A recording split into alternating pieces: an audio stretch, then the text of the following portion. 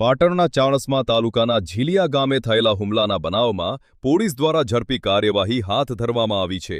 ઘટનાની ગંભીરતા ધ્યાનમાં રાખીને પોલીસે અલગ અલગ ટીમો બનાવી આરોપીઓની શોધખોળ શરૂ કરી હતી.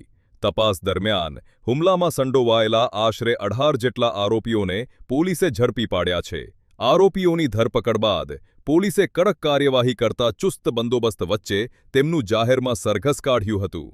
પોલીસ દ્વારા ચાણસ્મા અને ઝીલિયા ગામ વિસ્તારમાં આરોપીઓનો જાહેરમાં વરઘોડો કાઢી લોકોને કાયદાનું ભાન કરાવવામાં આવ્યું હતું. સાથે જ ઘટનાનું રિકન્સ્ટ્રક્શન પણ કરવામાં આવ્યું, જેથી બનાવની હકીકત સ્પષ્ટ થાય અને આરોપીઓને તેમના ગુનાની ગંભીરતા સમજાવવામાં આવે. આ દરમિયાન પોલીસે આરોપીઓને જાહેરમાં મેથી પાક ચખાડતા કાયદાનો કડક સંદેશ આપ્યો હતો કે આવા ગુનાઓ સામે પોલીસ કોઈ પણ રીતે શિથિલતા રાખશે નહીં. સમગ્ર કાર્યવાહી દરમિયાન મોટી સંખ્યામાં લોકો એકત્રિત થયા હતા અને પોલીસનો ચુસ્ત બંદોબસ્ત રાખવામાં આવ્યો હતો. પોલીસના આ પગલાંથી વિસ્તારમાં કાયદો અને વ્યવસ્થા જાળવવા માટે કડક સંદેશ આપવામાં આવ્યો છે.